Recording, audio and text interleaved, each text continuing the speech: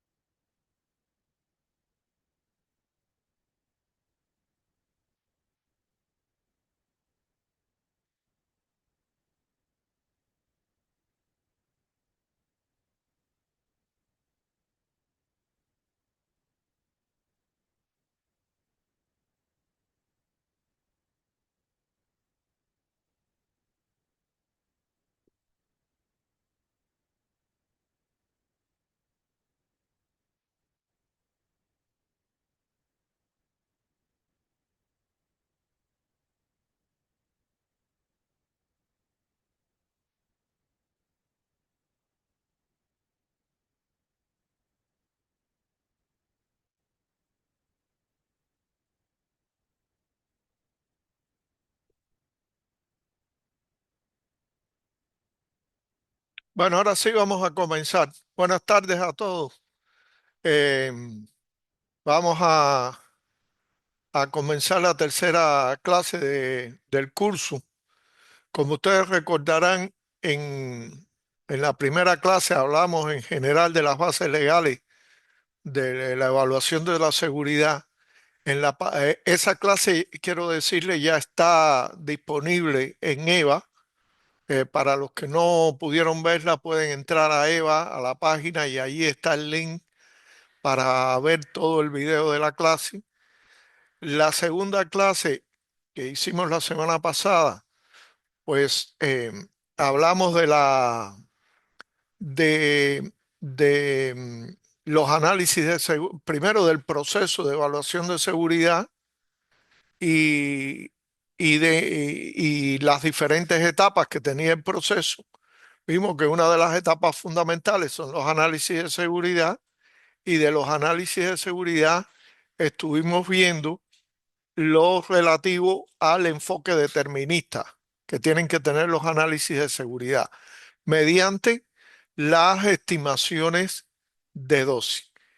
La semana pasada lo vimos en la práctica de radioterapia con aceleradores lineales, lo vimos también en la práctica de medicina nuclear.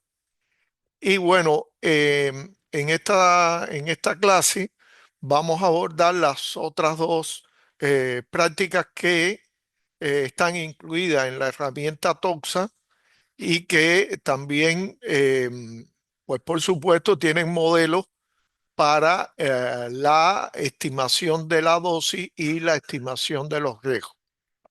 La primera presentación que vamos a hacer en esta clase tiene que ver con el tema de la estimación de dosis en la práctica de gammagrafía industrial. Bueno, pues si la semana pasada los colegas de gammagrafía industrial pues tuvieron que escuchar todo lo de estimación de dosis en radioterapia, en medicina nuclear, pues entonces ahora le corresponde a los de las prácticas médicas tener paciencia y escuchar lo que vamos a hablar sobre gammagrafía industrial. Em, bueno, en la práctica de gammagrafía industrial, siguiendo la misma lógica de las prácticas médicas, pues el objetivo de esta charla sería presentar ejemplos de cómo realizar la estimación de dosis en gammagrafía industrial, tanto en operación normal como en caso de accidente, igual que vimos la semana pasada en operación normal y caso de accidente. Eh, la práctica de gammagrafía industrial puede realizarse fundamentalmente en dos modalidades, que son la gammagrafía en instalaciones fijas o búnker, o la gammagrafía en condiciones de campo o con equipos móviles. En el caso de TOXA, hasta ahora solo está incluida la práctica de gammagrafía industrial con equipos móviles para realizarla en condiciones de campo. No está incluida la gammagrafía industrial con, en instalaciones fijas. Aún así, esta de la gammagrafía industrial con equipos móviles es de por sí una de las que más se utiliza, probablemente la que más se utiliza, y además de eso también es la de más riesgo, en la cual incluso la práctica ha demostrado la ocurrencia de accidentes muy importantes por determinadas violaciones de procedimientos, etcétera, que ocurren en esta práctica.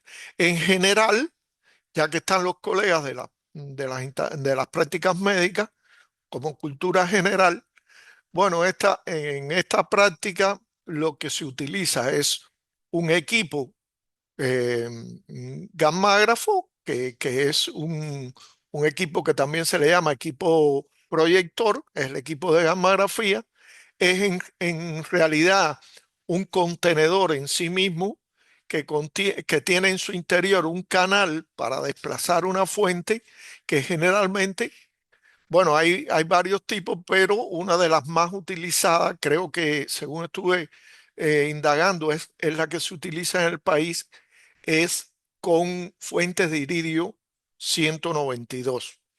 Son fuentes mucho más grandes que las de los equipos de braquiterapia, que después vamos a hablar de ello, porque son fuentes que por lo general rondan alrededor eh, de los 100 curí de actividad. Quiere decir, son fuentes muy potentes, obviamente, porque se utilizan para hacer una imagen radiográfica de planchas de acero, tuberías, etcétera, o piezas de acero también. Bueno, a ese equipo proyector se le conecta un tubo guía que se le llama, que es el que va a permitir desplazar la fuente desde el interior del gammágrafo o del equipo de gammagrafía hacia el punto donde está ubicada la pieza que se le va a hacer la radiografía, y tiene un telemando con un cable de control que es un mecanismo de a distancia mediante el cual se hace mover la fuente desde el interior del contenedor del equipo de gammagrafía hasta la posición de irradiación de la pieza en cuestión. Bueno, además de eso, en general se usan también colimadores precisamente para reducir la, eh, la dosis, la, las dosis que hay alrededor del lugar donde se hacen estos trabajos. Estos trabajos generalmente se hacen en condiciones de campo, pero también pueden hacerse dentro de determinadas industrias donde, por supuesto, hay también trabajadores de la industria que serían trabajadores ocupacionalmente expuestos. Entonces, el funcionamiento es muy elemental, quiere decir, usted coloca este ensamble en el lugar donde va a ser la gammagrafía, en la pieza que va a ser la gammagrafía. Una vez que todo está conectado y la placa radiográfica está colocada en el lugar donde se va a tomar la radiografía, pues entonces se acciona el telemando, la fuente sale desde el equipo y viaja por el tubo guía hasta la posición de irradiación. Allí está un tiempo determinado, que es un tiempo que el defectoscopista determina en función de los parámetros de la pieza que va a irradiar y en función de la fuente que él utiliza. Después de que está en ese tiempo determinado la fuente expuesta, pues entonces con el mismo equipo telemando se retorna la fuente al contenedor y se desacopla el sistema de movimiento de la fuente, de manera que la fuente queda dentro de un contenedor donde, si bien hay fugas, pero las fugas de radiación son mínimas. Bueno, en estas condiciones, pues nosotros tendríamos que estimar la dosis que reciben los trabajadores ocupacionalmente expuestos en condiciones normales de operación y en condiciones de accidente, igual las dosis que pudieran recibir los miembros del público. Recalco que en este caso los miembros del público a veces no son públicos, sino son públicos exactamente, sino que son trabajadores de la industria que realizan otras funciones totalmente ajenas a las funciones que tienen que ver con los trabajos de gammagrafía. Bueno, esta es una imagen un poquito más ampliada del equipo. Hay que decir que de acuerdo a los suministradores y de acuerdo a la configuración que quiere hacer el operador, se pueden comprar cables telemando de diferentes longitudes. Hay longitudes, digamos, típicas que ofrecen los suministradores, igual tubo guía de diferentes longitudes. Porque aquí la longitud del cable de control y del tubo guía, pues son fundamentales para reducir las dosis que va a recibir los operadores. En estas condiciones, pues en caso de operación normal, la persona que por supuesto más se expone es el operador del equipo de gammagrafía, el defectoscopista, que él se encarga de hacer todo el trabajo, aunque puede auxiliarse de un ayudante que lo ayuda, y valga la redundancia, eh, transportando todo el equipamiento, colocando las piezas de tubería, etcétera. Pero el que realmente se expone es el operador. El operador se expone en condiciones normales de operación a una dosis que se puede, a los efectos de los cálculos, dividir en dos contribuciones. Una primera contribución es la dosis que recibe el operador durante el tránsito de la fuente. Volvamos atrás, el tránsito de la fuente desde el equipo hasta el lugar de exposición de la fuente. Esa es una contribución, que es decir, la fuente cuando se mueve va irradiando. Y otra contribución, que sin duda es la más importante porque es la que más tiempo lleva, es la dosis que recibe el operador debido a la irradiación propiamente que hace la fuente de la pieza que se va a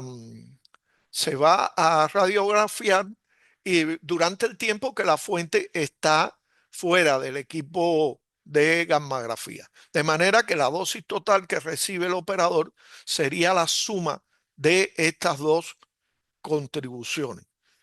Eh, las peores condiciones de trabajo pudieran estar si se hacen trabajos que no tienen colocado el colimador. Hay algunos tipos de trabajo, y a veces cuando no se tienen los colimadores adecuados, cuando se requiere hacer una radiografía, por ejemplo, de una tubería desde adentro, pues se quita el colimador y se hace una radiografía que se le llama panorámica, porque permite exponer desde adentro la pieza. Y esas serían las peores condiciones, porque lógicamente el colimador, pues es un dispositivo que ayuda mucho a reducir la dosis que recibe el personal.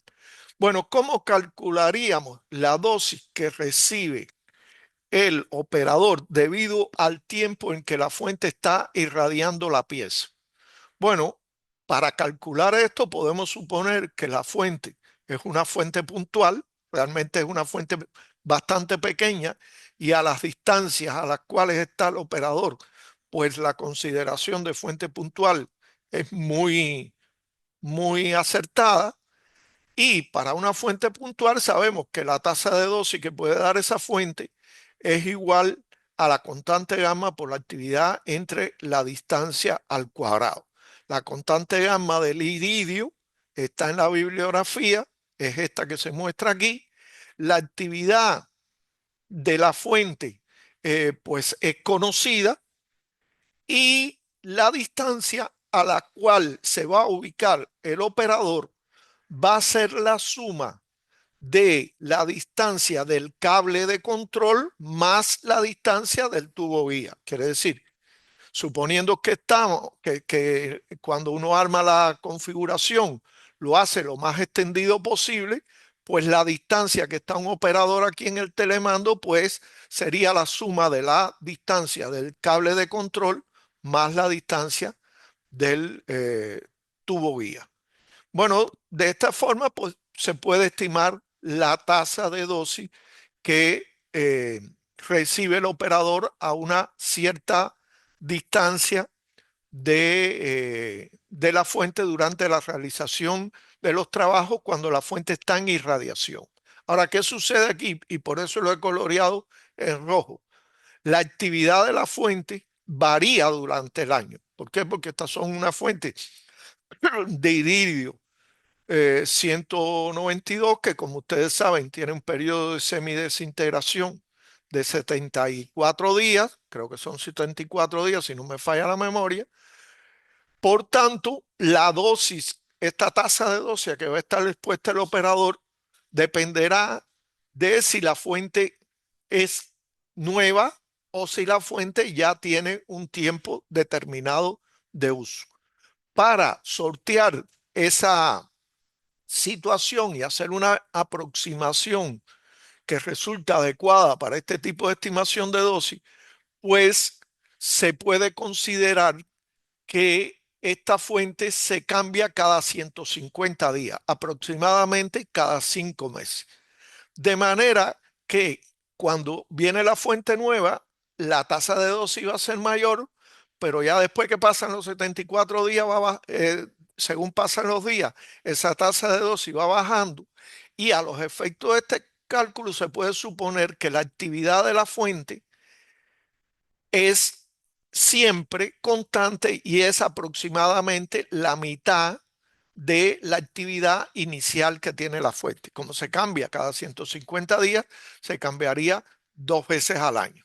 Y entonces se puede hacer el cálculo con la ecuación anterior que mostramos, sustituyendo es como actividad, la actividad inicial a la mitad, pues se puede calcular la tasa de dosis que como promedio recibe el trabajador cuando realiza los trabajos. Ahora, la dosis como tal que él va a recibir va a resultar de multiplicar esa tasa de dosis por irradiación, por el número de radiografías que se realizan en el año y por el tiempo promedio que se utiliza en realizar una radiografía.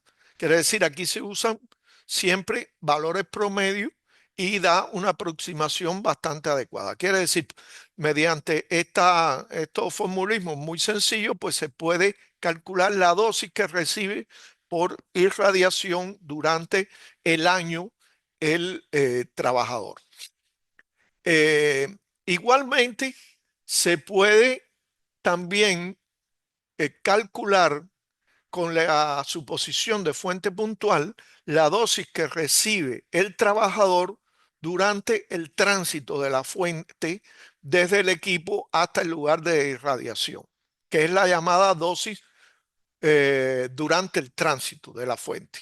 Esta dosis de tránsito, el problema es que además del problema que teníamos con la actividad, que varía durante el año, pues esta tasa de dosis por el tránsito varía con la distancia.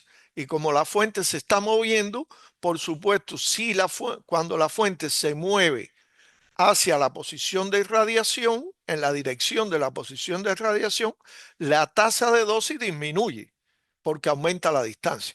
Y cuando la fuente regresa al contenedor, pues la tasa de dosis aumenta en ese tránsito porque se reduce la distancia.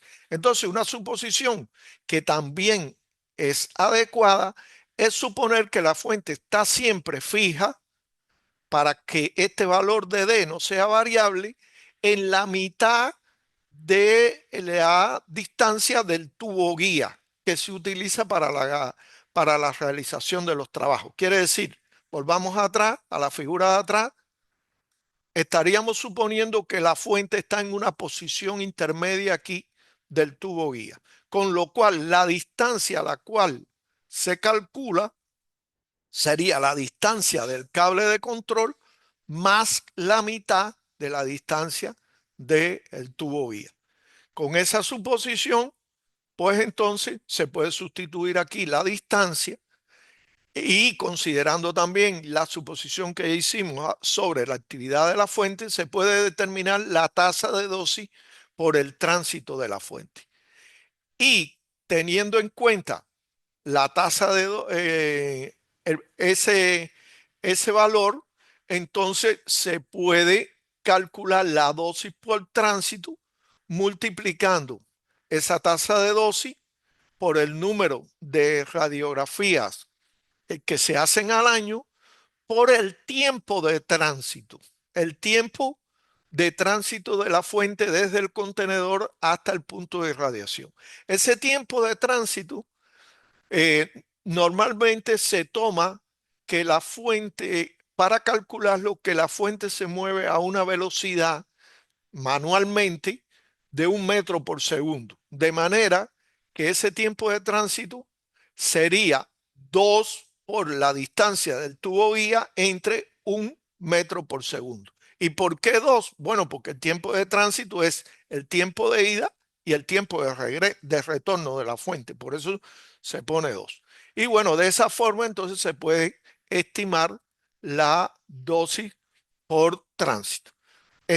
Como ya tenemos la dosis por tránsito y la dosis por irradiación, entonces se pueden sumar estas dos dosis, esas dos contribuciones y tener la dosis total que recibe el trabajador durante el año. Y esa es la que vamos a comparar con el límite de dosis del trabajador o la restricción de dosis del trabajador. Ahora, ¿qué sucede con el público en operación normal? Bueno, el público en operación normal es más sencillo porque esta práctica, el procedimiento normal de trabajo establece por norma que durante la delimitación de zona para hacer los trabajos, el tecnólogo, el operador, va con el equipo de monitoreo delimitando una zona que donde la tasa de dosis sea menor de 2,5 microsievert hora. De manera que ningún miembro del público debe estar dentro del perímetro de la zona que implique tasas de dosis mayores de 2,5 microsievert hora. Entonces, si se multiplica esa tasa de dosis que hay en el perímetro, suponiendo que el miembro del público esté ahí justo en el perímetro, por el número de radiografías que se hacen en el año, por el tiempo de irradiación y por un periodo, un factor de ocupación que dependerá de las características del trabajo que se realiza, generalmente se toma, por ejemplo, 0,25 como periodo, como un factor de ocupación, pues entonces se puede calcular la dosis que recibiría el miembro del público más expuesto, que sería aquel que está justo en el perímetro de la zona controlada para realizar los trabajos de gammagrafía. Generalmente, si esto se observa bien, pues las dosis del público son muy bajas y siempre están por debajo del límite y de las restricciones de dosis para esta práctica. Y hasta ahí lo que tiene que ver con operación normal. Quiere decir, ya sabemos cómo calcular la dosis en operación normal del trabajador y sabemos también cómo calcular la dosis en operación normal que recibiría el miembro del público. Ahora, cabría entonces buscar la forma de calcular las dosis que recibirían las personas en caso de condiciones de accidente.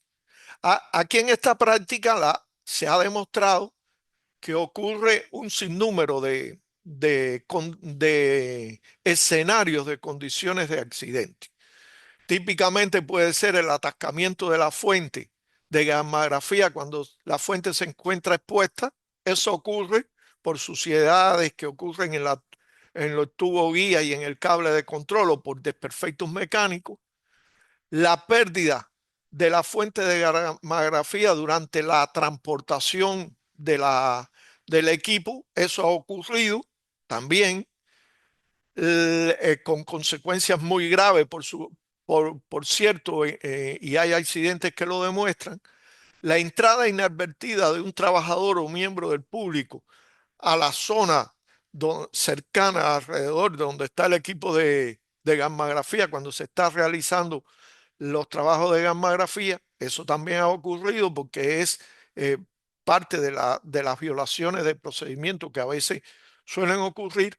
Y la otra es la permanencia inadvertida de un trabajador o miembro del público en la zona durante la realización de los trabajos. Quiere decir, hay veces que la persona no es vista y la persona entra sin saber que se están realizando los trabajos y no es vista, y eso puede ocurrir. En cualquiera de esas situaciones de escenarios de accidente, hay dos situaciones de exposición que son las que pudieran ocurrir. Primero, que la fuente se encuentre en contacto con el cuerpo de la persona, como por ejemplo en el caso de la pérdida de la fuente que ocurrió en un accidente en Perú. Un soldador encontró la fuente, se la echó en el bolsillo, le pareció que era algo llamativo, ¿no? Algo interesante, se lo guardó en el bolsillo y la fuente estuvo en contacto prácticamente con la piel del trabajador un grupo de horas determinada.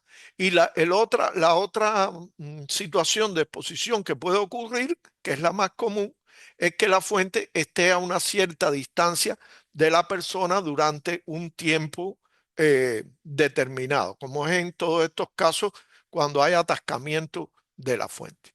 Cuando las condiciones en que se da el accidente implican que la fuente esté en contacto con la persona, ya no se puede utilizar la ecuación de la fuente puntual.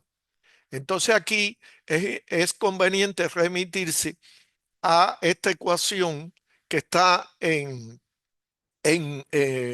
la publicación esta del Organismo Internacional de Energía Atómica, que aunque es desde el 2006, da muy buenas aproximaciones, donde dice que la dosis en contacto es igual al factor de conversión de tasa de dosis absorbida, que lo hay para tejido blando, para tejido denso, pero que lo más común es utilizar el factor de conversión de tasa de dosis absorbida para tejido blando por el tiempo en que la fuente está en contacto con la persona, con la piel de la persona, multiplicado por la actividad de la fuente. Estos son los valores que están tabulados en esta bibliografía del OIA del año 2006. Vean, para la fuente de iridio 192, también está para la fuente de cesio y para otras fuentes que se usan en la industria, no en esta práctica, pero en otras aplicaciones.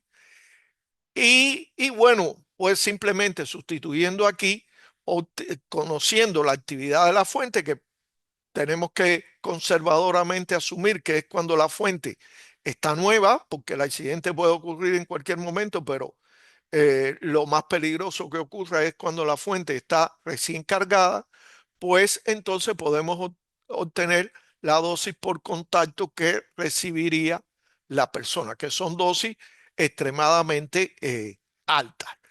El otro escenario, que es cuando la fuente está a cierta distancia de la persona, pues ahí sí podemos aplicar la ecuación de fuente puntual y calcular la tasa de dosis a que está expuesta la persona a una cierta distancia, igual suponiendo la actividad máxima de la fuente, y conociendo esa tasa de dosis, multiplicando esa tasa de dosis por el tiempo de permanencia de la persona a esa distancia, pues sabemos la dosis que recibiría la persona en caso de un accidente. Estas ecuaciones son muy importantes porque a veces ocurren determinados eventos y es importante poder calcular y demostrar cuáles fueron los niveles de dosis que recibió la persona. Bueno, esas son las ecuaciones que están en TOXA, que se utilizan en TOXA, tanto para estimar la dosis en condiciones de operación normal como en caso de accidente, para la práctica de gammagrafía industrial móvil, que es la que está también contenida en TOXA. No sé, alguna pregunta de los colegas que trabajan en la práctica de gammagrafía.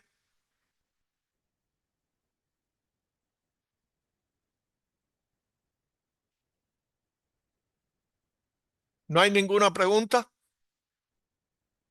¿Está claro?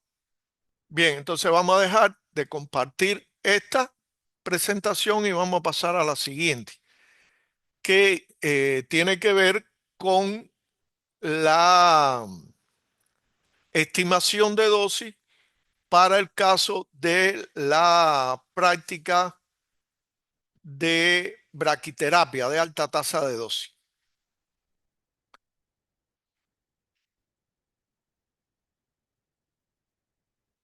No.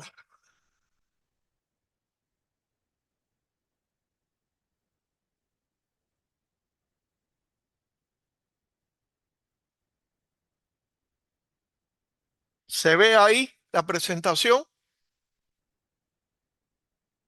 Sí, Se ve. Bien. Bueno, entonces ahora rápidamente igual vamos a explicar cuáles son las ecuaciones que se utilizan en TOXA para, para estimar dosis en el caso de braquiterapia de alta tasa de dosis.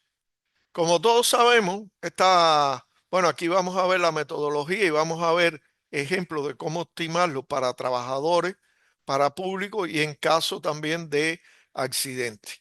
Como todos sabemos, esta práctica de braquiterapia de alta tasa de dosis se realiza con un, con un equipo que permite transferir la fuente a diferentes posiciones dentro de la anatomía del paciente, de acuerdo al tipo de implante que se vaya a realizar la, la aplicación. Eh, Aquí en esta práctica pues habría que estimar la dosis que reciben los trabajadores y la dosis que reciben los miembros del público. Igual que en caso de radioterapia con aceleradores lineales, aunque hay otras personas que se exponen, sin duda, las personas que más se exponen son los operadores de los equipos de braquiterapia. Ellos se exponen doblemente, porque cuando eh, ellos se exponen cuando operan el equipo desde el panel de control, pero se exponen también de alguna forma a la radiación de fuga del equipo de braquiterapia durante la colocación del paciente y colocación de los tubos guía que se usan para realizar las aplicaciones. Quiere decir, aquí las tasas de dosis son bajas, pero igualmente es una dosis que vale la pena estimarla. Y igual la dosis que recibe el operador desde el panel de control, si los blindajes son adecuados, debe ser baja, pero igualmente es conveniente estimarla. Para estimar esta dosis, como mismo dijimos en el caso de los aceleradores, podemos partir de mediciones que se realicen mediante un monitoreo radiológico adecuado o podemos partir de datos que conocemos como tal del equipo y de la, y del búnker donde está instalado el equipo. Por ejemplo, la primera contribución que sería importante de estimar es la dosis que recibe el operador en el panel de control. Esta dosis eh, Para estimar esta dosis tendríamos que partir de la tasa de dosis que recibe el operador en el panel de control. Medida o calculada. Si es calculada, pues la podemos calcular mediante esta ecuación donde la tasa de dosis instantánea a que está expuesto el operador es igual a la tasa de dosis 1 metro multiplicado por el factor, eh, el factor de transmisión de la barrera donde está ubicado el panel de control entre la distancia al cuadrado. En el caso, a diferencia de radioterapia con aceleradores lineales, en el caso de braquiterapia, todas las barreras son primarias. ¿Por qué? Porque la fuente emite en todas direcciones con igual intensidad, emite en los 4 pi. Entonces, basta con conocer las características de la barrera, el espesor de la barrera, y con esta ecuación podemos calcular la tasa de dosis instantánea. La, la tasa de dosis a 1 metro se puede calcular multiplicando este valor, el RAC, que está tabulado en la bibliografía por la actividad de la fuente, considerando el peor escenario, que es que la fuente, trabajamos con la fuente de actividad máxima. Quiere decir, eso es algo que es conservador. Los valores de RAC están en la bibliografía tabulado. Por ejemplo, para el iridio 192 es 0.11 microgray metro cuadrado por megabecker por hora. Bueno, pues multiplicando eso por la actividad, tendríamos la tasa de dosis a 1 metro, y el factor de transmisión lo calcularíamos por esta ecuación que tiene la característica que para el caso del iridio 192, el TBL1 y el TBL de equilibrio es el mismo, es igual, no hay diferencia entre ellos, y sería, según la bibliografía para el concreto, 15.2 centímetros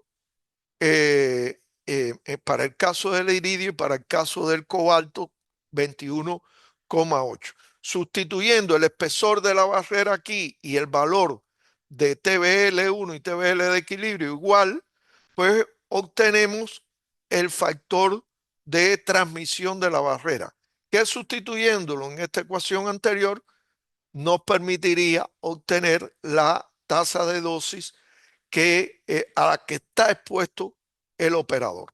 Ahora, para nosotros estimar la dosis que recibe el operador, tendríamos que multiplicar esa tasa de dosis por la carga de trabajo, el factor de uso, el factor de ocupación, dividido la tasa de dosis a 1 metro. La carga de trabajo la podemos estimar por el RAC, multiplicándolo por la actividad, por el tiempo y por el número de pacientes que se realiza por semana. El tiempo es un tiempo promedio de cada tratamiento, es un tiempo bastante estandarizado para tratamientos típicos, por ejemplo, para tratamientos de eh, para tratar el cáncer cervicuterino, pues son tiempos bastante típicos, el tiempo de exposición de la fuente, y por tanto, pues podemos calcular así la carga de trabajo. Y sustituyendo esta carga de trabajo, factor de uso aquí es 1, porque como la fuente emite en todas direcciones con igual intensidad, el factor de uso es 1, y el factor de ocupación también es 1, porque supuestamente el operador está siempre en el panel de control cuando el equipo está irradiando, cuando la fuente está irradiando.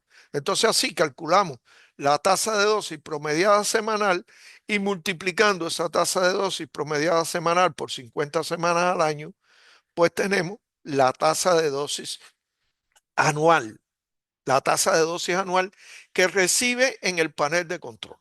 Ahora, la segunda contribución a la cual está expuesto el operador del equipo es la debida al posicionamiento del paciente en la unidad de tratamiento. Quiere decir, él tiene que poner los tubos guía, posicionar bien el paciente, poner los tubos guía, etcétera.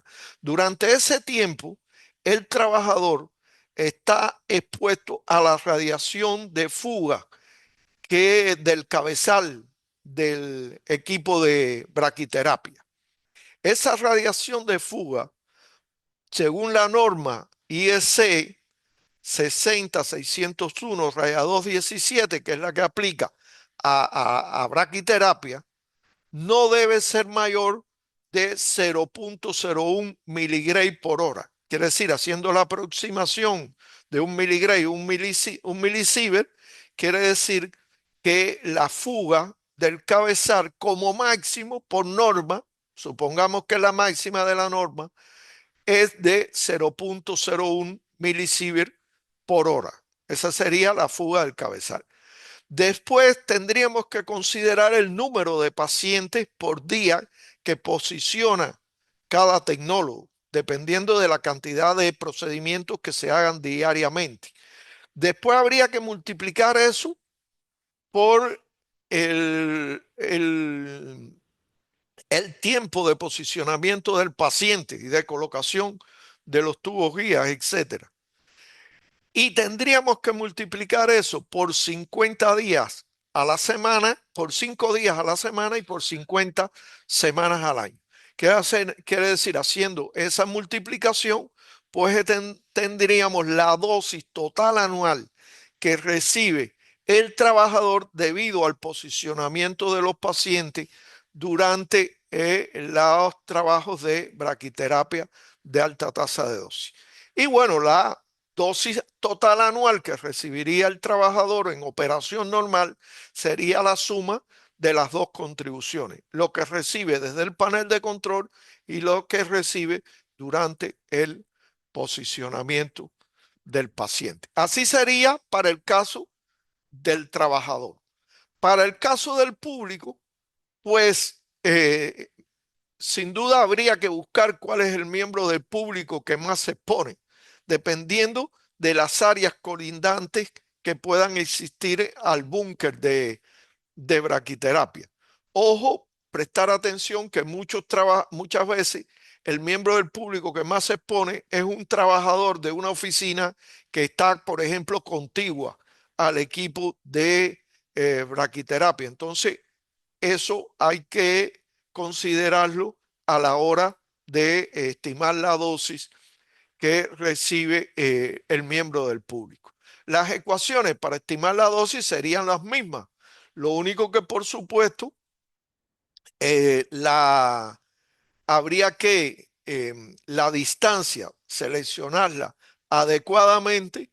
El factor de uso va a seguir siendo 1, pero el factor de ocupación dependerá de el miembro del público, la ocupación que tenga el miembro del público, del área donde se ubica el lugar donde se va, el punto donde se va a realizar el cálculo. Pero las ecuaciones son las mismas que vimos para el caso del trabajador.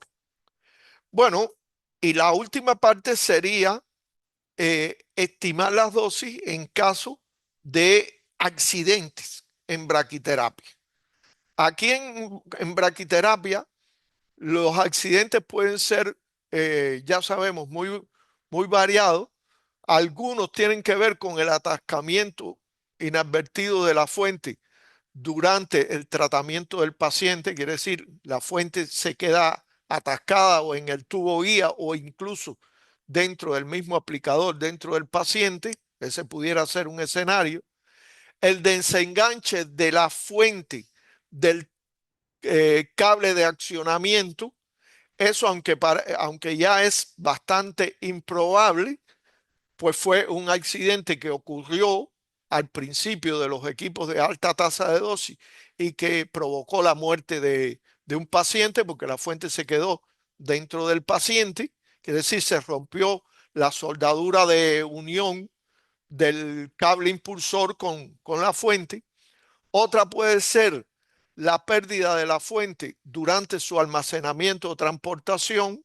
Este es un escenario con consecuencias para el público que no se ha reportado nunca, pero que puede ser muy significativo, igual que el escenario de que ocurrió en el accidente de gammagrafía industrial, porque ya cuando la fuente queda en el dominio público, pues es muy difícil prever lo que puede pasar. Y bueno, por supuesto también la entrada inadvertida de un trabajador o de un miembro del público al búnker cuando se está haciendo el procedimiento de braquiterapia con un paciente, o la permanencia incluso inadvertida de un trabajador o miembro del público dentro del búnker durante la realización del procedimiento, que este es menos probable, pero que eventualmente también pudiera ocurrir. Igual, en todos esos escenarios siempre nos llevan a dos condiciones de exposición de la persona, que es que la persona está a cierta distancia de la fuente o que la persona toma la fuente de braquiterapia directamente con la mano. En cualquiera de esos dos escenarios, pues tenemos que buscar opciones para calcular la dosis. Cuando la persona se expone a cierta distancia de la fuente, seguimos considerando la fuente como fuente puntual y podemos calcular la tasa de dosis a que se expone la persona multiplicando la constante gamma de la fuente del isótopo por la actividad entre la distancia al cuadrado a que estuvo la fuente, y después multiplicando esa tasa de dosis por el tiempo de exposición, pues entonces podemos tener la dosis que recibió la persona debido al accidente. Y en el caso que la persona tome la fuente con la mano, donde ya la ecuación anterior no la podemos utilizar porque no se puede considerar fuente puntual, pues entonces la dosis en contacto, recuerden, se calcula también por este mismo formulismo, quiere decir multiplicando el factor de conversión de tasa de dosis absorbida por el tiempo en que la persona tiene la fuente en sus manos o en contacto con su cuerpo, multiplicado por la actividad de la fuente, que para ser conservadores, en caso de accidente, siempre tomamos la actividad máxima de la fuente. Y de esa forma, pues podemos eh, estimar las dosis. Y estas son, digamos, los formulismos que utiliza, las ecuaciones que utiliza Toxa para hacer la estimación de dosis, tanto en operación normal como en caso de accidentes, en braquiterapia de alta tasa de dosis. Hasta aquí, Luz, no sé si alguien quiere preguntar algo. sí, una consulta, buenas tardes. Sí, Eh, ah, Sobre lo último que expresaste en el concepto de tomar la fuente con la mano. Quizás es una cuestión semántica lo mío, pero ahí se toma en cuenta exclusivamente tomar la fuente con la mano o cuando por alguna razón se podría cortar la guía o que a veces se recomienda, a veces no. O sea, no sé si explico la diferencia que yo le encuentro. siempre A, que, a- siempre que tú cortas, tú dices el cable impulsor de la fuente. exacto, En caso de atascamiento, sí, en caso de atascamiento, si no hay forma, pues incluso se plantea que una opción que da el fabricante en los procedimientos de emergencia es cortar el cable impulsor y guardar la fuente en el contenedor. En ese caso, siempre que tú no tocas directamente la fuente, pues tú estás de todas formas a una cierta distancia de la fuente. Quiere decir, exacto. ahí la ecuación que tendrías que aplicar es la ecuación de fuente puntual, porque como sabemos, esta fuente es de tamaño de milímetro. Quiere Exacto. decir, por ejemplo, aunque tú cortes y te quede el cable a, no sé, 30 centímetros de la fuente o algo así, respecto a los milímetros de tamaño de la fuente, pues puedes considerar la fuente puntual. Y siempre que tú no toques la fuente en sí misma, la punta, que es donde está la fuente, sino que tomes el cable, pues la estimación de dosis la harías con la ecuación de fuente puntual. Esta Perfecto. ecuación, esta otra ecuación es para cuando tú tomas directamente la fuente con la mano, que eso en el caso de un trabajador, claro que con la capacitación es muy improbable que nadie vaya a tomar la fuente con la mano, pero supongamos, por ejemplo, que esta fuente que viene para cargarse en el equipo de braquiterapia se pierde el contenedor y llegue a mano del dominio público y alguien lo tome eso y tome la fuente con la mano, porque le llama la atención el cable ese con algo en la punta, pues toma la fuente con la mano. Entonces ahí sería donde aplicaríamos, Alejandro, esta ecuación. Perfecto. ¿De acuerdo? Sí, correctísimo. Gracias, Cruz. ¿Alguien más? ¿Alguna otra pregunta?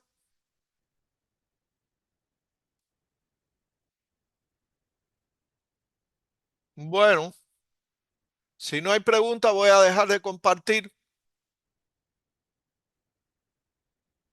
Henry, ¿estás? No sé si le pasó algo a Henry. Déjame revisar aquí el WhatsApp. No sé qué le pasó a Henry. Supuestamente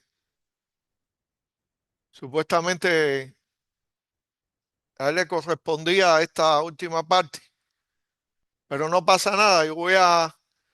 Tenemos las charlas, las tenemos preparadas, así que yo voy a hacer la charla que le correspondría a Henry, que es la de de, estimación de riesgo. Déjame salir de aquí.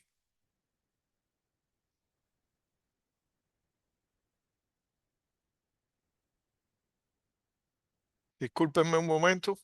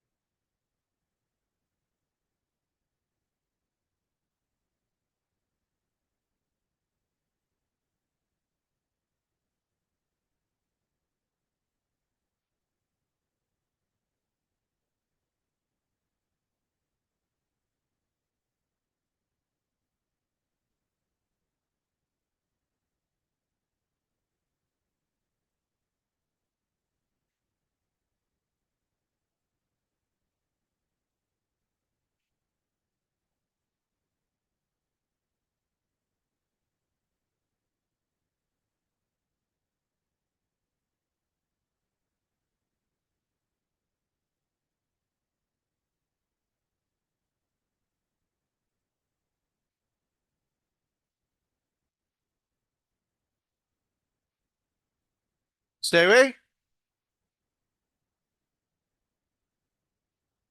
¿Se Sí, se puede? ve, Ah, bien. se ve, perfecto. Bien. Bueno, hasta aquí todo lo que habíamos visto eran la metodología y los formulismos que utiliza TOXA, la herramienta TOXA, para la estimación de dosis. Quiere decir, para aplicar el enfoque determinista de los análisis de seguridad. Estimación de dosis tanto en aceleradores lineales como en medicina nuclear, como en gammagrafía industrial y como en braquiterapia de alta tasa de dosis. Pero, ¿qué sucede? Que también como ustedes recordarán y explicó precisamente Henry en la charla el primer día, el requisito 15 de la GCR parte 4 y la propia normativa vigente aquí en Uruguay establece que los análisis de seguridad, además del enfoque determinista, deben abordar el enfoque probabilista. Y eso nos lleva a la necesidad de que además de estimar las dosis, se requiera estimar los riesgos. Entonces, en esta presentación lo que vamos a hablar es precisamente de una de las metodologías que utiliza TOXA para estimar riesgos en las prácticas que ya hemos visto. La metodología es la misma, por lo tanto, da lo mismo que sea una práctica u otra. Yo voy a explicar la metodología de forma general y cuando ustedes entren a la herramienta, encontrarán ya específicos modelos de estimación de riesgo para cada una de las prácticas que ya hemos hablado anteriormente. Entonces, en esta presentación vamos a hablar de lo que es la secuencia de ocurrencia de los accidentes y su relación con el riesgo, los criterios para evaluar las diferentes variables de la ecuación de riesgo. En el caso de la metodología de matrices de riesgo, cómo se hace la evaluación y, y, eh, y cómo y cómo se hace la comparación con los criterios de evaluación. Bueno, todo parte de la secuencia lógica en que ocurren los accidentes. Quiere decir, los accidentes siempre ocurren debido a el disparo, como se le dice en inglés, de un determinado suceso iniciador que puede ser un error humano, un fallo de equipo o un evento externo. Casi siempre en las prácticas que nosotros abordamos son errores humanos y fallas de equipo. En gammagrafía industrial pueden ocurrir también eventos externos, sobre todo. Cuando ocurre ese suceso iniciador, que ocurre con una frecuencia determinada de acuerdo al tipo, a la naturaleza de ese suceso iniciador, probablemente existan determinadas defensas o barreras dentro de la práctica que nosotros ejecutamos que va a detectar ese suceso iniciador, va a parar el suceso y va a impedir que ocurran determinados niveles de consecuencia. Pero esas defensas siempre tienen asociada una probabilidad de fallo. Quiere decir, ellas no son infalibles. Por muchas defensas que haya, siempre hay asociada una determinada probabilidad de fallo. Cuando ocurre el suceso iniciador y ocurre el fallo de todas las defensas, pues ya la exposición accidental va a ser inevitable y esa va a traer consigo un determinado nivel de consecuencia. Entonces, el riesgo no es más que la multiplicación precisamente de la frecuencia de ocurrencia del suceso iniciador, la probabilidad de fallo de las defensas y la magnitud de las consecuencias. Y la ecuación de riesgo, que a veces la vemos así, más desglosada para la metodología de matrices de riesgo, otras veces la pueden ver en la bibliografía como que riesgo es igual a frecuencia por consecuencia, pero se refieren en ese caso a la frecuencia de la secuencia accidental. Esta quiere decir que al final es frecuencia del suceso iniciador por la probabilidad de fallo de las defensas, pues el riesgo va a ser la magnitud que mejor describe la secuencia accidental. Siempre que haya una secuencia accidental, no podemos guiarnos solo porque sus consecuencias sean altas. Porque si sus consecuencias son altas, pero esa secuencia es muy improbable porque la frecuencia de ella es baja y la probabilidad y tiene mucha defensa, pues el riesgo puede no ser significativo.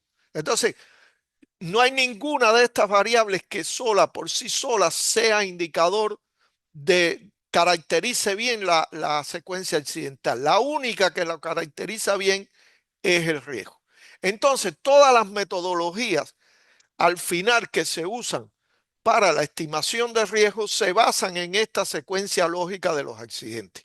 Ahora se usa mucho en el mundo desde el año 2012 que se publicó el TG100, se usa mucho la metodología del TG100, que para cuantificar el riesgo, el TG100 para los colegas de la industria es una publicación de la Sociedad Americana de Física Médica, pero ellos para cuantificar el riesgo utilizan una metodología un poco diferente que se llama número de probabilidad de riesgo, que se basa en multiplicar la ocurrencia del suceso o del modo de fallo, como ellos le llaman, por la falta de detectabilidad, que ellos le llaman D, quiere decir falta de barreras que pueda tener ese modo de fallo, multiplicado por la severidad,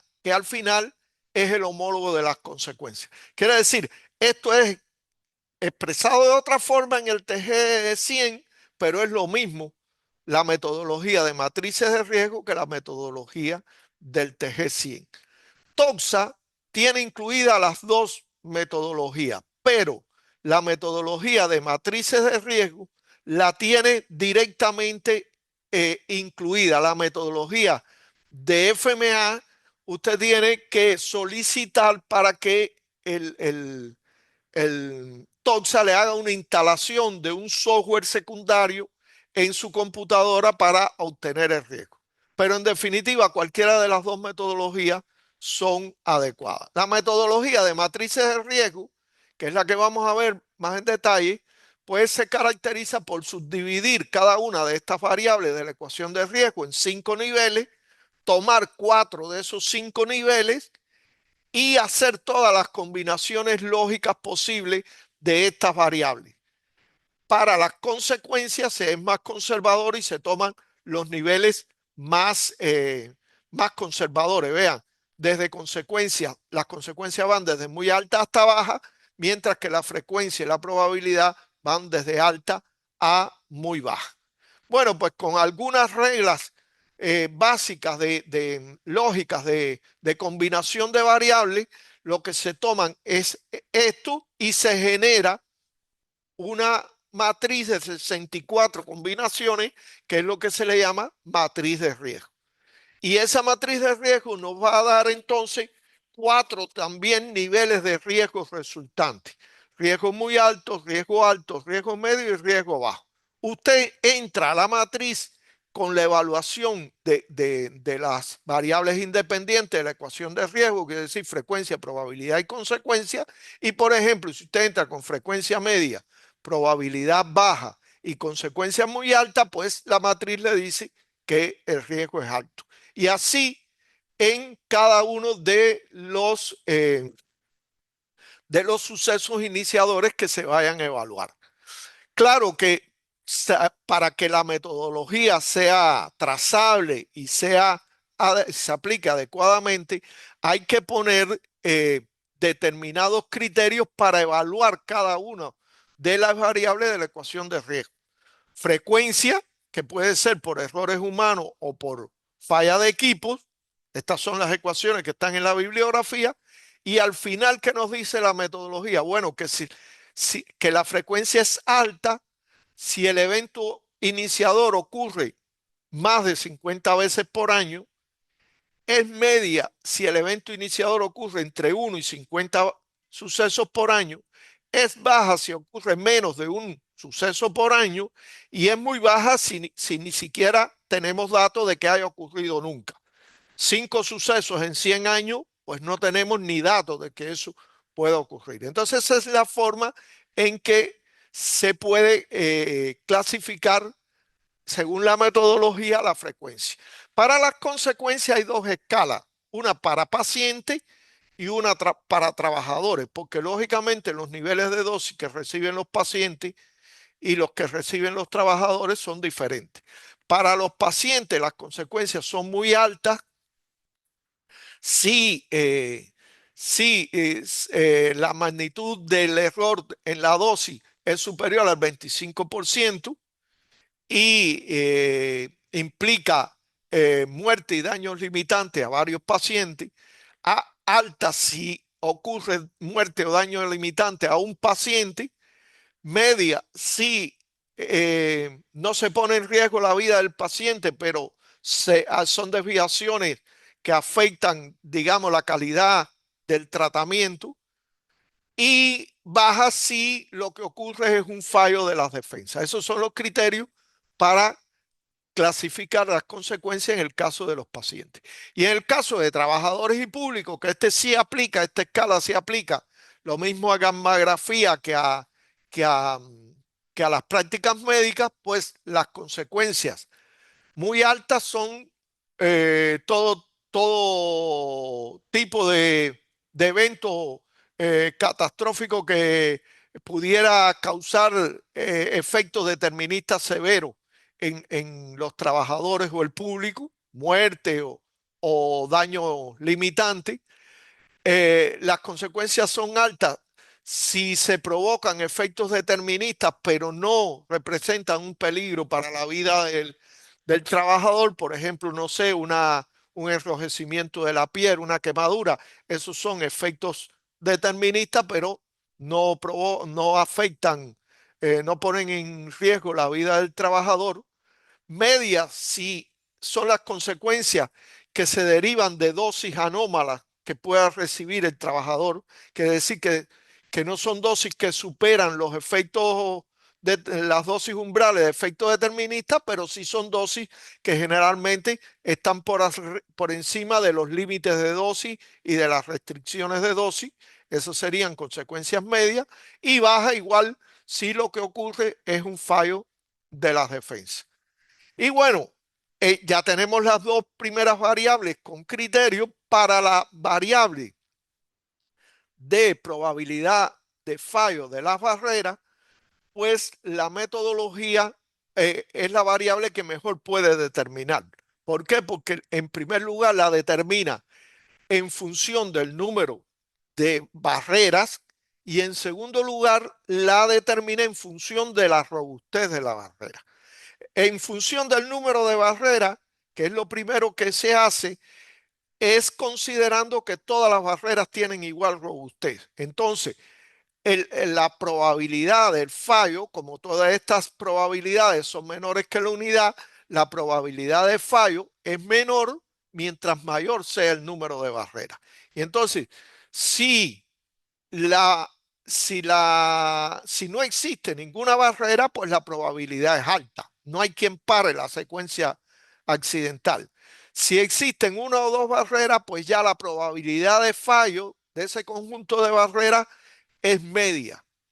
Si existen tres barreras, ya la probabilidad de fallo es baja, ya es bastante improbable que fallen las tres barreras. Y si existen más de tres barreras, ya la probabilidad es muy baja. Entonces, el problema de la metodología se reduce a este ciclo que vemos aquí. Quiere decir, analizar un listado de sucesos iniciadores, determinar el listado de sucesos iniciadores, seleccionar cada uno de esos sucesos iniciadores, estimar la frecuencia según los criterios que ya vimos, estimar las consecuencias según los criterios que ya vimos, identificar las barreras que puedan existir y en función de eso obtener con la matriz el riesgo resultante. La determinación del listado de sucesos iniciadores generalmente es lo más difícil, y la gran ayuda que ustedes tienen con Toxa es que Toxa le brinda ya un listado de sucesos iniciadores posibles que ustedes pudieran tener en su instalación.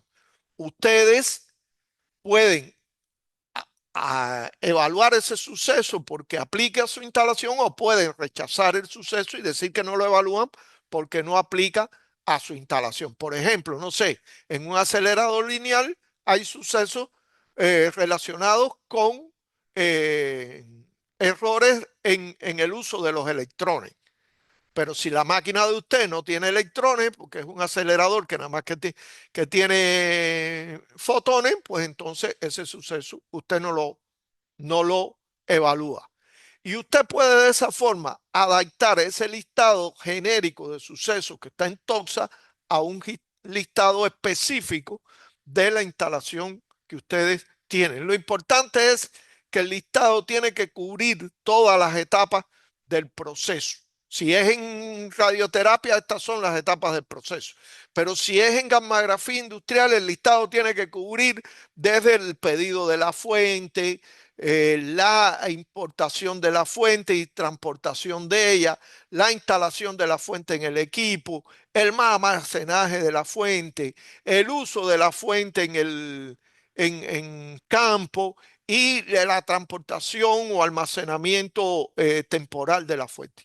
Quiere decir, el estado de suceso tiene que ajustarse a todas las etapas del proceso. Por ejemplo, aquí hay un suceso iniciador determinado, se evaluó que la frecuencia de ese suceso era menor de 5 sucesos por año, por lo tanto, la frecuencia de ese suceso es, se puede catalogar como muy baja, pero al ser un suceso humano, para ser conservador no se le da crédito que sea muy baja y se deja como frecuencia baja. Las consecuencias de este suceso se evaluó que son altas porque puedes ocasionar la muerte de varios pacientes y entonces se pasa a determinar las barreras. Y las barreras, según esta metodología, las defensas se dividen en tres tipos: reductores de frecuencia, barreras y reductores de consecuencia. Los reductores de frecuencia son los que actúan antes de que ocurra el suceso iniciador. Las barreras son las que cortan la secuencia accidental, actúan después que ya ocurrió el suceso iniciador, pero impide que ocurran las consecuencias. Y los reductores de consecuencia lo que hacen es menos dramáticas o menos graves las consecuencias que ya ocurrieron. Entonces, esa es la forma en que lo hace la metodología. Usted puede ir suceso por suceso determinando cuáles son los reductores de frecuencia que usted tiene, las barreras y los reductores de consecuencia, y a partir de ahí usted puede estimar una probabilidad de fallo de las barreras. Y entonces usted ya tiene frecuencia, por ejemplo, para este suceso, frecuencia baja, consecuencia muy alta, probabilidad media, porque tenía dos barreras, este suceso, y entonces usted le pregunta a la matriz cuál es el riesgo y le dice que el riesgo de ese suceso es alto. Ahora, hasta aquí es muy conservadora la matriz de riesgo y eso es lo que hace la matriz en lo que se le llama el segundo cribado, que es considerar que no todas las defensas tienen la misma robustez, porque hay defensas que son más robustas que otras. Y considerar no solo las barreras, sino también los reductores de frecuencia y los reductores de consecuencia. Y bueno, para este caso lo que se hace entonces la metodología es que cada barrera se clasifica dependiendo su tipo. Hay barreras de cuatro tipos: los enclavamientos o bloqueos, que son los que actúan independientemente de cualquier acción humana. Ese es, por ejemplo, el bloqueo del acelerador, es, por ejemplo, en gammagrafía, el bloqueo que impide sacar la fuente si no quedó bien conectado el tubo guía o el cable de control. O el bloqueo, por ejemplo, que está en la puerta del enclavamiento, que está en la puerta del equipo de braquiterapia, que si usted abre la puerta, la fuente se retrae y se guarda dentro del contenedor del equipo. Esos son los bloqueos. Después están las alarmas, que son las otras que le siguen en robustez, que es aquellas que dan una señal de alarma, por eso se llaman alarma, pero que requieren de la acción humana. Eso puede ser, por ejemplo, el monitor estacionario, en el caso de braquiterapia, que da una alarma de que la fuente se ha quedado afuera, pero eso es nada más una señal, requiere de una actuación humana para que no ocurra el accidente. Entonces, por eso son menos robustas. Y después están los procedimientos que, si bien son defensas también, dependiendo de quién los realice, son más robustos que otros. Y pueden haber procedimientos tipo 3, barreras tipo 3, que son aquellas que realiza una persona, aquellos procedimientos que realiza una persona independiente al que cometió el error. Y están los procedimientos tipo 4, que son aquellos que realiza la persona misma que cometió el error, que este es el menos robusto de todos. Bueno, pues entonces después la metodología lo que hace es multiplicar esa robustez, y si la robustez, por ejemplo, es mayor o igual que 32 para el caso de las barreras, pues baja un nivel la probabilidad de fallo de las barreras. Ustedes recuerdan que esta tenía probabilidad media porque eran dos barreras, y debido a su robustez baja a probabilidad baja.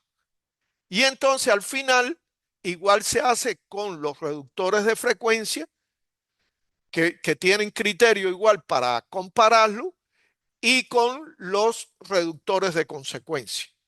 Aquí en los reductores de consecuencia, hay algunos reductores que se le llama teóricos. ¿Por qué? Porque son aquellos controles de calidad que le sirven a usted, que usted realiza anual o mensualmente, le pueden servir a usted para reducir el número de pacientes afectados, pero ya de todas formas usted no va a poder reducir las consecuencias con él. Entonces, por eso ese es teórico, porque al fin de su peso vale solamente uno. Al final, cuando ya usted tiene reevaluada según la metodología la frecuencia, las consecuencias y la probabilidad, vean que aquí la probabilidad que era media bajó a baja, entonces usted vuelve a entrar a la matriz, y la matriz le dice que el riesgo que era alto estaba por acá arriba, era alto, bajó a riesgo medio. Y bueno, esa es la forma en que opera la metodología de la matriz de riesgo. Usted va suceso por suceso, seleccionando qué defensas usted tiene, y ya directamente Toxa le va calculando cuál es el riesgo de cada una de las secuencias accidentales. ¿Por qué es muy importante saber todo esto de la metodología? Bueno, pues porque usted puede añadir determinadas defensas en Toxa, y cuando usted añada, por ejemplo, una barrera, usted va a tener que saber que eso efectivamente es una barrera, y usted va a tener que clasificar esa barrera de acuerdo a la robustez que le corresponde. Uno de los errores más comunes que hay es que la gente, quiere decir los usuarios, cuando usan la metodología, introducen nuevas defensas, y le parece que la defensa es muy buena. Procedimiento de revisión redundante por otro físico. No, eso está buenísimo. Ah, no, eso es muy robusto. Le ponen muy robusto. Mal. Porque, recuerden, para muy robusto tenía que ser los enclavamientos. Y eso es un procedimiento. El procedimiento nunca podrá ser, tener una robustez mayor de 8 puntos. Como máximo, 8 puntos. Y entonces eso usted tiene que saberlo bien, porque si no usted falsea todo el error todo el cálculo que usted hace con la metodología. Y a veces la gente lo hace bien, con deseo de hacerlo bien, pero se equivoca en eso. Igual los reductores de frecuencia y los reductores de consecuencia. Hay que saber bien cómo asignar la robustez. Bueno, yo le decía, al final de ir por todos los sucesos iniciadores, entonces la metodología lo que le expone a usted es un perfil de riesgo de su instalación, donde usted va a tener probablemente algún suceso de riesgo alto o muy alto. Si tiene algún riesgo muy alto, ya eso es un riesgo inminente. Quiere decir, usted debería parar la práctica si usted tiene un riesgo muy alto, porque eso es un riesgo inminente. usted está al borde del accidente. Si tiene un riesgo alto, es un riesgo también intolerable, pero inaceptable, pero bueno, usted podrá tomar medidas en un plazo apropiado, asumiendo que está trabajando con un riesgo alto. Lo normal es que la mayoría de los sucesos estén entre riesgo medio y riesgo bajo. El riesgo medio es un riesgo tolerable, aceptable, quiere decir, sabemos que estamos trabajando con radiaciones y que hay un riesgo, es igual que cuando uno se sube a un avión, asume un riesgo, pero es un riesgo tolerable. Y ese es el concepto del riesgo medio.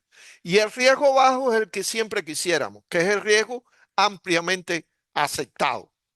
Bueno, hay un riesgo, pero es mínimo porque es caerme de la cama y es difícil que me vaya a caer de la cama. Entonces, ese es el ampliamente aceptado. Entonces, la metodología, junto con la realización de todo el análisis, le brinda los criterios de aceptabilidad. Y usted sabrá que si tiene riesgos altos, tendrá que tomar alguna acción para reducir esos riesgos, al menos hasta riesgos medios. Y si tiene riesgo muy alto, pues mire, pare la práctica y revise todo de nuevo porque está al borde del accidente. Esa es la forma en que opera la metodología de matrices de riesgo a grandes rasgos. Yo no entré en detalle en todo porque definitivamente ustedes no van a tener que usar todos esos detalles.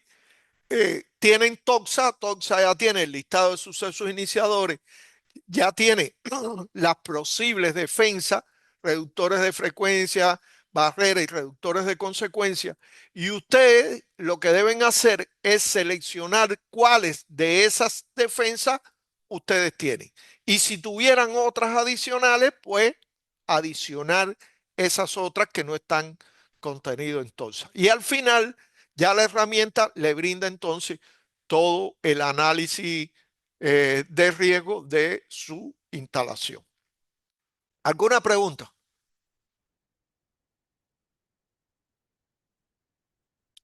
No hay pregunta. Sí, yo tengo una. Dale. Eh, Hablando exclusivamente de la práctica de radioterapia, ¿qué pasa con o sea, cómo califican las diferentes técnicas de tratamiento en la herramienta TOXA? Muy Por- buena pregunta. Muy buena pregunta. TOXA. Porque, claro, porque, por ejemplo, en Zebra recién hemos podido acceder a realizar y incluir IMRT. ¿Tá? Entonces, la pregunta es, con toda la variedad de técnicas que hoy en día se desarrollan en el país, por suerte, ¿cómo es viable? ¿Es una herramienta que nos otorga un piso? ¿Podemos escalar en las diferentes técnicas? A ver, muy buena pregunta. Te decía, TOXA tiene dos modelos para radioterapia con aceleradores lineales. Uno un modelo de radioterapia conformada, que ese sería para un centro que nada más hace radioterapia conformada, que casi que ya es la minoría aquí en el país, porque casi todo el mundo hace técnicas más complejas, y tiene un modelo para IMRT. IMRT de un fraccionamiento convencional, no un fraccionamiento, no un hipofraccionamiento de, como por ejemplo requeriría una radiocirugía en pocas fracciones. Eso no está, la radiocirugía con pocas fracciones no está contenida en TOXA, como tampoco está contenido en Zebra. Ustedes pudieran, digamos, gestionar esos sucesos que hay ahí y hacer una evaluación para radiocirugía, por ejemplo. Pero eso es un trabajo grande. ¿Por qué? Porque ustedes tendrían que ir a cada uno de los sucesos y evaluar si las consecuencias con hipofraccionamiento de pocas fracciones se mantienen igual a las consecuencias que están dadas por definición en TOXA. Porque todos sabemos que no es lo mismo equivocarte en una fracción, una sesión de tratamiento, en un fraccionamiento convencional, que en un hiprofraccionamiento muy grande, como puede ser una radiocirugía en 4 o 5 sesiones de tratamiento. Las consecuencias son totalmente diferentes. Entonces, con esto te digo, lo que está en TOXA sí incluye IMRT y incluye todas las técnicas que tengan un fraccionamiento, digamos, convencional, que no sea un hiperfraccionamiento muy, muy drástico que puedan cambiar las consecuencias. Si no cambian las consecuencias, ahí está el listado de sucesos iniciadores y lo puede utilizar, el de IMRT. Perfecto. ¿Ok? Gracias, Cruz. Sí, correcto. ¿Alguna pregunta más? No hay más preguntas. Bueno, ahora yo voy a dejar de compartir y yo sí le voy a aprovechar y hacerle una pregunta a ustedes. ¿Todos pudieron obtener sus credenciales para TOXA? No, Sí, Cruz, sí. Sí, yo me olvidé, ya lo voy a hacer. sí, yo pude. Sí, pude. Bien. ¿Alguien? Te quería consultar Sí. porque cuánto suele demorar, porque hice una solicitud hace una semana, la volví a hacer a los días y no he Muy bien, tenido respuesta. Agustín. Yo voy la hizo por allí por la página, ¿no? Sí, claro, sí, sí. Bueno, no se preocupe, yo por eso estoy preguntando para interceder con los colegas de administradores para que habiliten. A ver, ellos no están a tiempo completo. Usted es de industria, ¿no, Agustín? Sí, es así. Ah, bueno, eso es lo que pasa. Probablemente ellos no han podido, no han tenido tiempo para acceder a industria. Yo voy a interceder con ellos para que le habiliten su usuario y su contraseña. No se preocupe, gracias por decírmelo. Alguien más que lo Genial, haya muchas gracias. solicitado y no le ha llegado. Por favor, los que no lo han hecho todavía, no pasa nada, pero está bueno que que lo antes posible lo hagan. ¿Por qué? Porque ya a partir de la semana que viene vamos a empezar a trabajar ya con Toxa. Ya terminamos, digamos, la parte teórica. Vamos a entrar en la parte práctica de manejo de la herramienta. Y estaría bueno que cada uno ya tenga la, su usuario habilitado para que pueda ir incorporando información, viendo cómo se hace. Si tiene duda, decírnoslo a nosotros, porque a partir de la semana que viene, básicamente es eso. Nosotros le vamos a contar cómo trabajar con Toxa y, y ustedes van a ir haciendo en determinados ejercicios con Toxa para, si tienen algún problema, poder, digamos, hacer la consulta pertinente con nosotros aclararle, etcétera. Entonces, muy importante que todo el mundo a partir de la semana que viene ya tenga el usuario y la contraseña. ¿De acuerdo? Ya lo solicité, Cruz, lo hice en un minuto. Es Está muy claro, fácil. no pasa nada.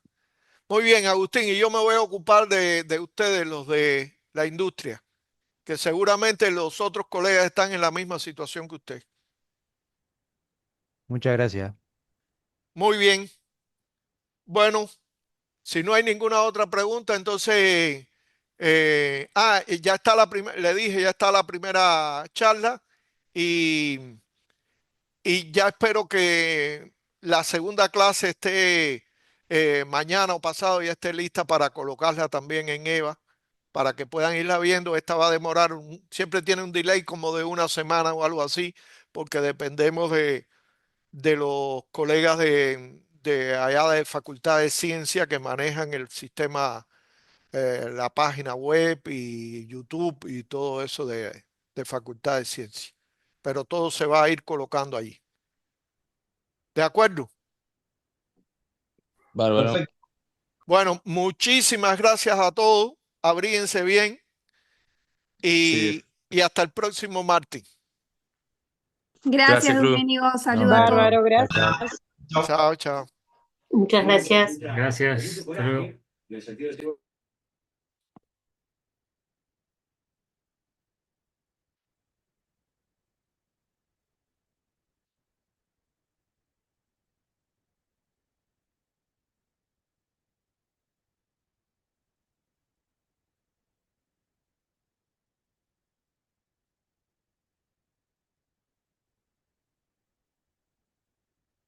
Henry, ¿me escucha?